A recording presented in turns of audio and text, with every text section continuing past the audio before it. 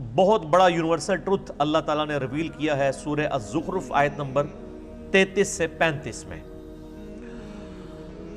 وَلَوْلَا أَن يَكُونَ النَّاسُ أُمَّةً وَاحِدَةً، اور اگر یہ ڈر نہ ہوتا کہ سب کے سب ایک امت بن جائیں گے، یعنی سب کے سب یعنی گمراہی کا راستہ اختیار کر لیں گے، ایک ہی گمراہی پہ سب جمع ہو جائیں گے،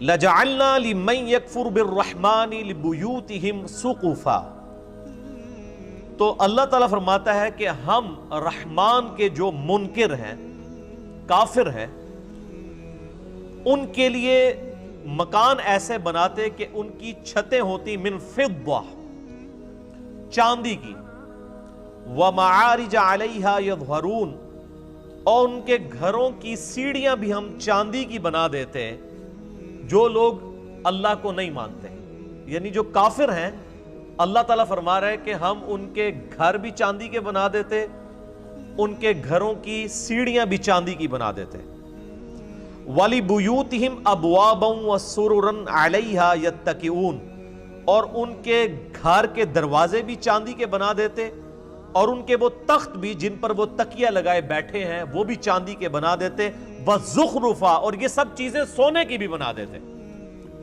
یہی لفظ ہے زخرف، جس کی وجہ سے اس سورت کا نام سورہ الزخرف ہے۔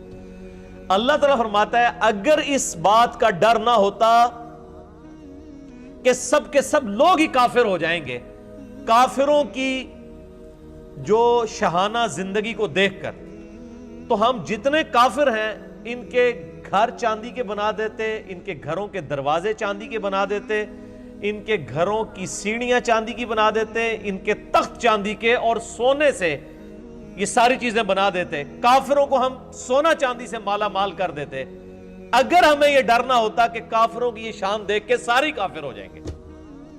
اندازہ کریں، وَإِن كُلُّ ذَلِكَ لَمَّا مَتَاعُ الْحَيَاةِ الدُّنْيَا،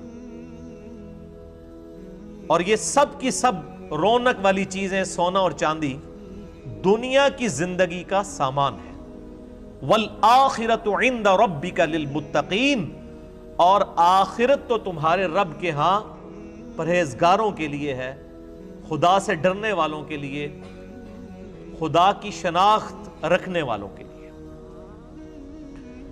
یہ بڑی اہم ترین آیات ہے۔ اللہ تعالیٰ فرماتا ہے کہ اگر ہمیں اس بات کا ڈر نہ ہوتا کہ کافروں کے سونا چاندی سے بنے ہوئے مکانات، سیڑھیاں، دروازے اور یہ تخت، یہ چیزیں دیکھ کے سب لوگ کافروں سے متاثر ہو کر کافر نہ ہو جاتے، تو ہم کافروں کو یہ سب کچھ عطا کرتے، یعنی اتنی بڑے لیول کی آزمائش ڈال دیتے کہ اہل ایمان پہ یہ آزمائش ڈالتے کہ اب بتاؤ اللہ کی طرف آنا ہے کہ شیطان کی طرف۔ تو ڈر یہ تھا کہ کافروں کی یہ شان دیکھ کے سب شیطان کا راستہ اختیار کر لیتے کہ اے جہاں مٹھا اگلا کس نے ڈٹھا، یعنی یہ دنیا کی لذتوں سے فائدہ اٹھاؤ، آخرت کس نے دیکھی ہے۔ تو اس چیز کا ڈر تھا، اس کے بغیر ہی لوگ رحمان سے غافل ہو چکے ہیں۔ آج کسی کے پاس دولت ہے تو لوگ کہتے ہیں دیکھیں جی اللہ کا بڑا فضل ہے اس کے اوپر، کوئی دنیاوی منصب ہے، اس کو وہ اللہ کا فضل سمجھ رہے ہوتے ہیں، حالانکہ یہ ضروری نہیں، فضل ہو بھی سکتا ہے اگر حضرت ابوبکر، عمر، عثمان و علی والی خلافت ہو، اور یہ اللہ تعالیٰ کی طرف سے آزمائش ہو سکتی ہے اگر جو ہے وہ آل امیہ اور آل عباس جیسی خلافت ہو، سو کالڈ، یا ملوکیت۔ تو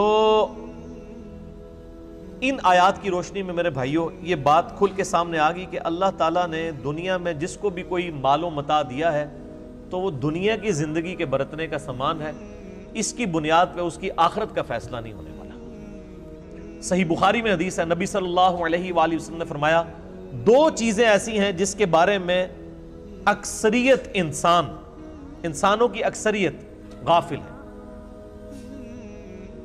ایک صحت اور دوسری فرصت، یعنی اس کو انڈر ایسٹیمیٹ لوگ کرتے ہیں۔ صحت تو کسی وقت بھی جا سکتی ہے، تو جب تک صحت ہے اللہ تعالیٰ کو رسپانس کر لیا جائے، اور فرصت یعنی ٹائم کی اویلیبلٹی، اس کو بھی لوگ یعنی ضائع کرتے ہیں۔ پھر صحیح مسلم میں حدیث ہے، آپ صلی اللہ علیہ وآلہ وسلم نے فرمایا کہ دنیا اور آخرت کی مثال اس طرح ہے جیسے کوئی سمندر میں انگلی ڈبوئے، اس کے ساتھ جو پانی لگتا ہے وہ دنیا کی زندگی ہے، اور سمندر انفینٹ انلمیٹڈ آخرت کی زندگی ہے۔ یہ حدیث بھی آپ کو اس چیپٹر میں مل جائے گی۔ ایک اور حدیث ہے صحیح مسلم کی کہ آپ صلی اللہ علیہ وآلہ وسلم ایک دفعہ صحابہ اکرام علیہم رضوان کو لے کر مدینہ شریف سے باہر نکلے، ایک گندگی کے ڈھیر کے پاس کھڑے ہوئے جہاں پہ ایک گلی سڑی بکری تھی، بکری کا بچہ مرا پڑا ہوا تھا۔ آپ صلی اللہ علیہ وآلہ وسلم نے فرمایا تم میں سے کوئی شخص 1 درہم کے بدلے سے خرید لے گا؟ صحابہ نے کہا یا رسول اللہ کبھی نہیں ہم خریدیں گے۔ تو آپ نے فرمایا اللہ تعالیٰ کے نزدیک پوری دنیا اور جو کچھ اس کے اندر ہے اس کی اہمیت اس گلی سڑی بکری جتنی بھی نہیں ہے، جسے تم 1 درہم میں خریدنا پسند نہیں کرو گے۔ اللہ تعالیٰ یعنی تم اسے پسند نہیں کر رہے، اللہ کے نزدیک دنیا اس سے بھی زیادہ حقیر ہے جس کے اوپر لوگ مرتے ہیں۔ پھر آپ صلی اللہ علیہ وآلہ وسلم نے فرمایا، صحیح مسلم میں یہ حدیث ہے کہ انسان کہتا ہے میرا مال میرا مال میرا مال، پھر آپ نے وہ سورہ تکاثر پڑھی، الہاکم التکاثر حتی زرتم المقابر، تمہیں مال کی کثرت کی طلب نے خسارے میں ڈال دیا یہاں تک کہ تم نے قبروں کا منہ دیکھ لیا، ان قریب تم جان جاؤ گے، ان قریب تم جان جاؤ گے۔ یعنی جب قیامت آئے گی، یہ مرتے ہی قیامت قائم ہو جائے گی، اور پھر قیامت والے دن تم سے اللہ تعالیٰ نے جو نعمتیں دی ہیں ثم لتسألن یومئذ عن النعیم، ان نعمتوں کے بارے میں پرسش ہوگی۔ تو صحیح مسلم کے الفاظ ہیں، آپ صلی اللہ علیہ وآلہ وسلم فرمایا انسان کہتا ہے میرا مال میرا مال میرا مال، حالانکہ اس کا مال تو وہ ہے جو اس نے کھا لیا یا پہن کر بوسیدہ کر دیا، باقی جو کچھ بچ گیا وہ تو اس کے وارثوں کا مال ہے جو اس کے مرنے کے بعد بانٹیں گے۔ پھر بخاری اور مسلم دونوں میں یہ حدیث موجود ہے، آپ صلی اللہ علیہ وآلہ وسلم نے فرمایا ابن آدم کے پاس اگر سونے کی 2 وادیاں ہوں تو وہ تمنا کرے گا میرے پاس تیسری بھی آ جائے، اس کا پیٹ صرف قبر کی مٹی بھرے گی۔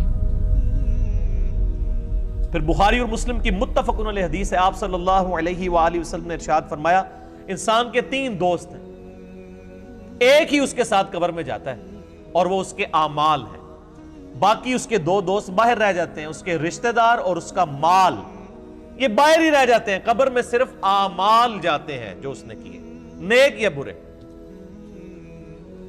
پھر صحیح مسلم کی حدیث ہے کہ دنیا کی زندگی مومن کے لیے قید خانہ ہے اور کافر کے لیے جنت ہے۔ جو دنیا میں جنتیوں والی زندگی گزار رہا ہے وہ سمجھ لے کہ اس کی آخرت سٹیک پہ لگی ہوئی ہے۔ یہ ممکن ہی نہیں ہے کہ آپ دونوں جانے مٹھے باؤ، یہ تو ہو ہی نہیں سکتا تھا۔ یعنی دنیا کی کاسٹ پہ ہی آپ کو آخرت ملنی ہے، جو سورہ توبہ میں آیا کہ ہم نے مومنین کی جانیں اور مال جنت کے عوض خرید لیے ہیں، جان بھی خرید لی مال بھی خرید لیا، تب جنت دیں گے، سورہ توبہ میں آتا ہے۔ تو یہ بڑا مشکل معاملہ ہے، اس کے اوپر فی البدی مجھے یعنی بے شمار احادیث یاد ہیں۔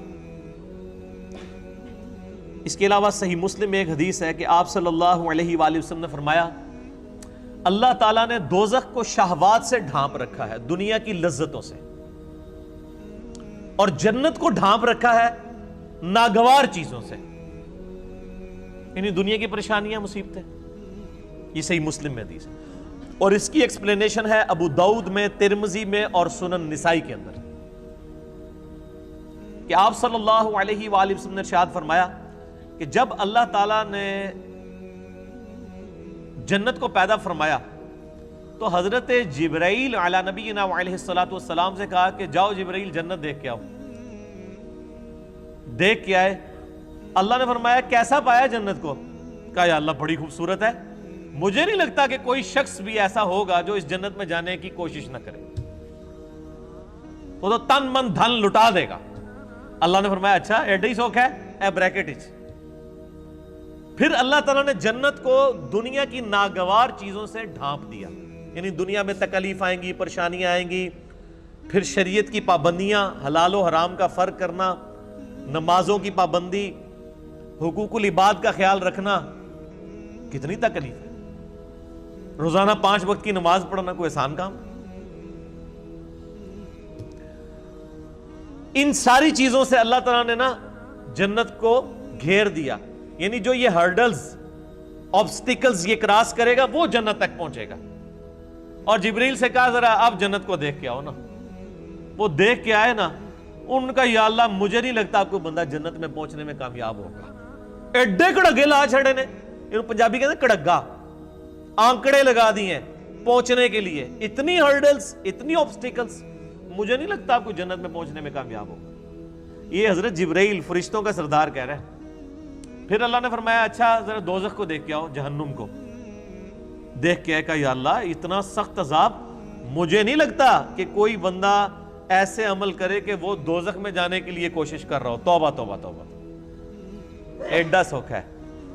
اللہ تعالیٰ نے فرمایا تھوڑی دیر کے لیے, یعنی ان کو سٹے کروا کے, اور دوزخ کو ڈھانپ دیا دنیاوی شہوات سے, دنیا کی لذتوں سے, اور فرمایا اب جا کے ذرا دیکھو. جبرائیل علیہ السلام جب دوبارہ گئے دوزخ کو دیکھنے کے لیے, کہ دوزخ تو ہر بندہ ہی پہنچ جائے گا سلپ ہو کے, اتنی زیادہ یعنی اللہ تعالیٰ نے اس کے گرد لالچیں رکھی ہوئی ہیں. دنیا کی ساری آسائشیں, دنیا کی ساری لذتیں, دنیا کی ساری عیاشیاں یہ گھیر گار کے انسان کو دوزخ میں لے جانے والی. تو جبرائیل علیہ السلام نے کہا یا اللہ مجھے نہیں لگتا کہ اب کوئی شخص دوزخ سے بچ پائے گا. تو نے ایسے ہی معاملات کر دیے کہ لگتا ہے سارے دوزخ میں چلے جائیں گے. یعنی وہ جبرائیل جو تھوڑی دیر پہلے ایک سٹیٹمنٹ دے رہے تھے 180 ڈگری بدل گئی. کیوں بدل گئی؟ کیونکہ جبرائیل علیہ السلام نے طارق جمیل صاحب کے لیکچرز نہیں سنے ہوئے تھے. میرے بھائیوں, خدا بڑا ڈاڈا ہے, خدا کا کبھی ایک رخ بیان نہ کرے. یہ یعنی میں نے گھر تو نہیں, یہ ساری حدیثیں بخاری مسلم سے ہیں, یہ کوئی قصہ کہانی ہے تو نہیں صوفیاء کی کتابوں کی لکھی بھی میں بیان کر رہا ہوں, یہ بخاری مسلم بیان کر رہا ہوں. یہی وجہ ہے صحیح بخاری میں حدیث ہے, نبی صلی اللہ علیہ وآلہ وسلم ایک چوراہے کے پاس سے گزرے, کچھ صحابہ کہہ کے لگا رہے تھے, ہنس رہے تھے.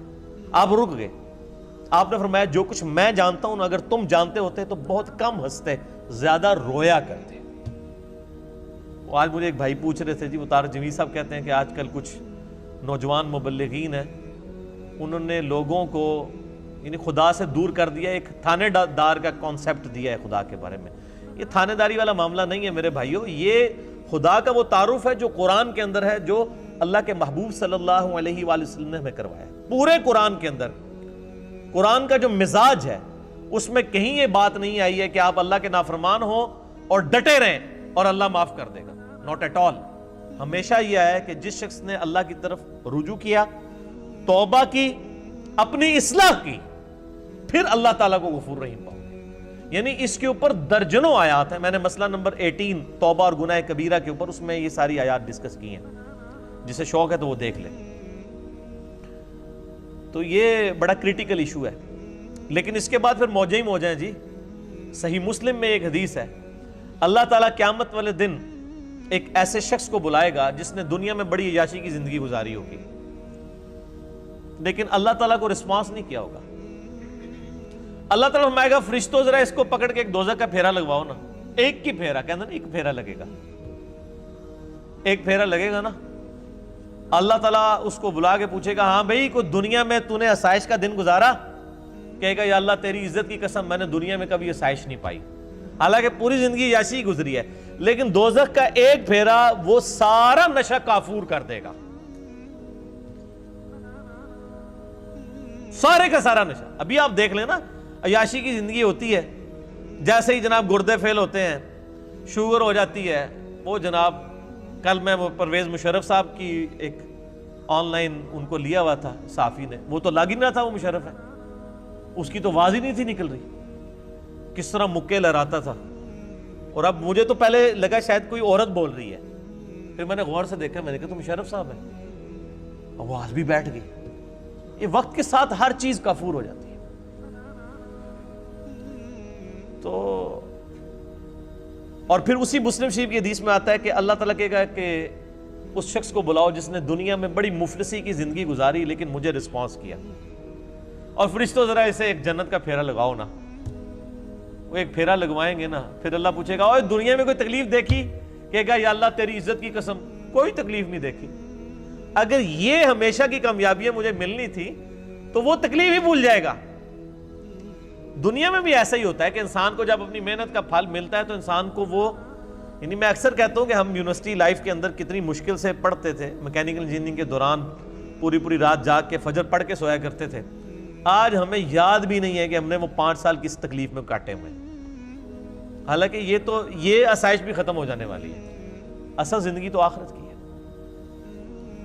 اور یہ ایک کانٹے کی بات ہے جو سارے صحیفوں میں اللہ تعالیٰ نے قرآن حکیم میں فرمایا سورۃ الاعلیٰ میں، بل تؤثرون الحیات الدنیا، تمہارا اصل مرض یہ ہے کہ تم دنیا کی زندگی کو ترجیح دیتے ہو، والآخرۃ خیر وابقیٰ، جبکہ آخرت بہتر بھی ہے اور ہمیشہ رہنے والی ہے۔